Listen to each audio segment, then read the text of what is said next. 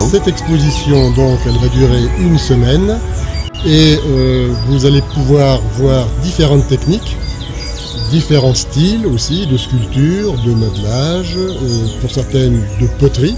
Alors nous sommes 45 adhérents pour l'instant, mais vu qu'on va changer un peu de structure, parce qu'on va changer de lieu, les propriétaires vendent l'atelier dans lequel on est, donc on va créer deux sections, une sur Vierzon au travers du lycée Henri Brisson et une deuxième section plus au sud vers Bourges, à Lochy, pour pouvoir accueillir les gens, disons, Bourges, Saint-Doulchard, Plainpied.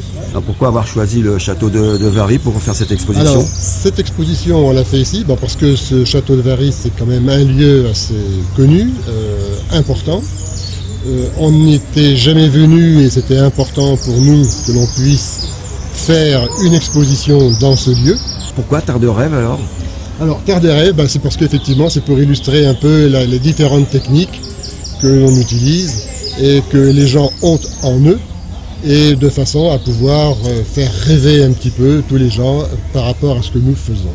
Alors aujourd'hui, là, il y a combien d'exposants? Alors, aujourd'hui, nous sommes 26 exposants, c'est-à-dire à peu près 1 sur 2. C'est parce qu'il y a aussi une question de place. Vous allez voir à l'intérieur que les 4 salles, les 2 salles du rez-de-chaussée et les 2 salles du premier étage sont occupées et qu'il est difficile de mettre beaucoup plus de monde dedans. Donc les gens là, ils peuvent donc voir et ils peuvent acheter aussi alors les... Alors absolument, absolument, les pièces, les ventes sont libres, c'est-à-dire que les gens, tout ce qui est exposé n'est pas forcément à vendre, mais effectivement quand c'est pas à vendre, c'est marqué réservé. Et sinon les autres pièces ont une petite gommette à côté avec le prix souhaité par l'artiste qui a produit cette œuvre. Donc pour cet atelier là, c'est une des premières expositions ou vous en avez déjà fait d'autres? On en a déjà fait, notamment une il y a quelques mois chez Desoulières, où là où nous avons été très bien accueillis, et en plus il y a une très belle structure puisqu'il y a à la fois la visite du musée, il y a la belle salle d'exposition et après il y a la salle des ventes.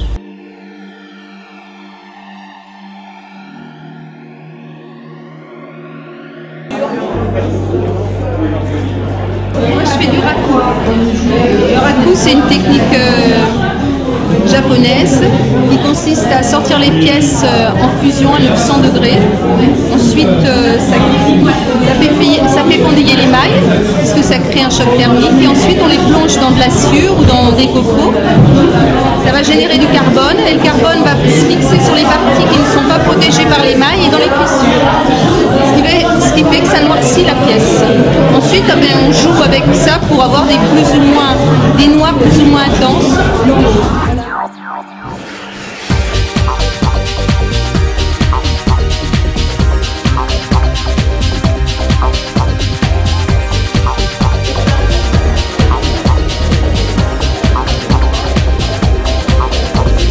Je travaille l'argile et après je cuis et je patine. Celles-là sont patinées, celle-là est juste trempée dans du lait, ce qui donne une couleur un peu nacrée. Et donc c'est une seule cuisson et j'aime bien m'inspirer des sculpteurs que j'aime et j'essaye de les détourner pour faire à ma guise. Alors j'ai une période cubiste où je prends des statues classiques que je détourne en cubiste et ça c'était à la base une statue d'Henri Moore et j'ai choisi de la creuser en forme d'utérus en fait, donc pour moi c'est une mère dont les enfants sont partis pour quitter le nid. Voilà. Donc à chaque fois je prends des statues qui m'inspirent et je les fais à ma sauce.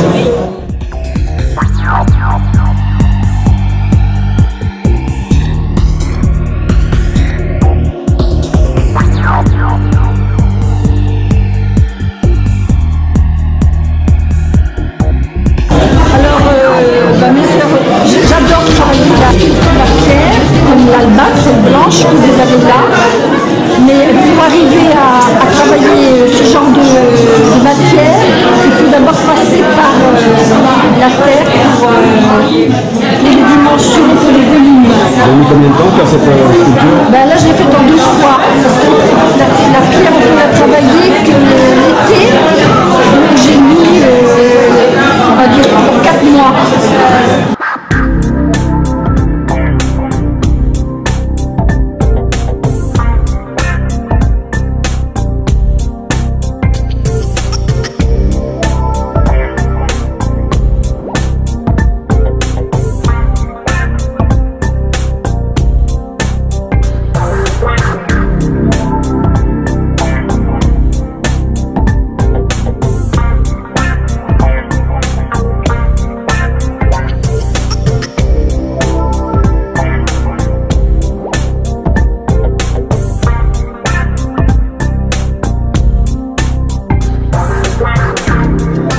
spécialité, c'est la terre polie au feu.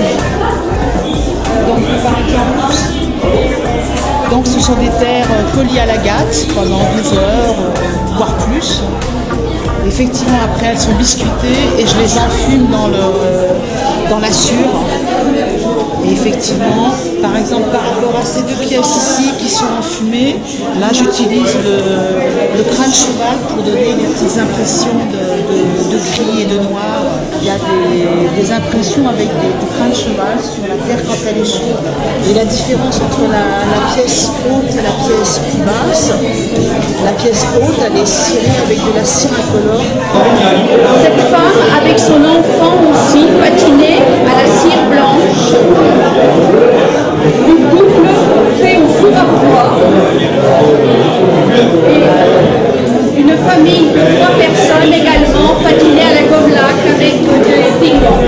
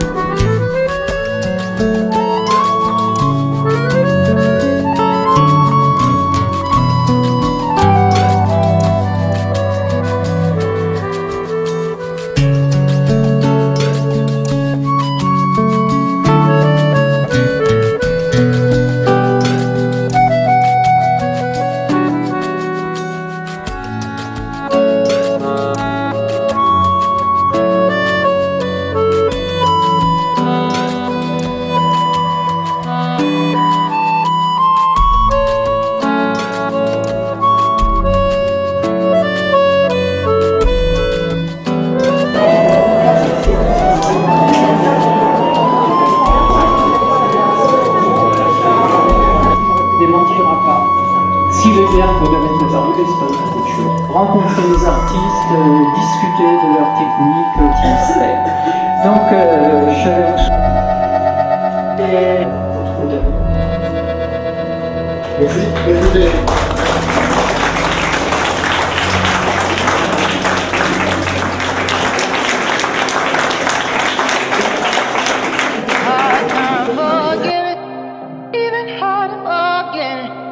Before you do, son, you might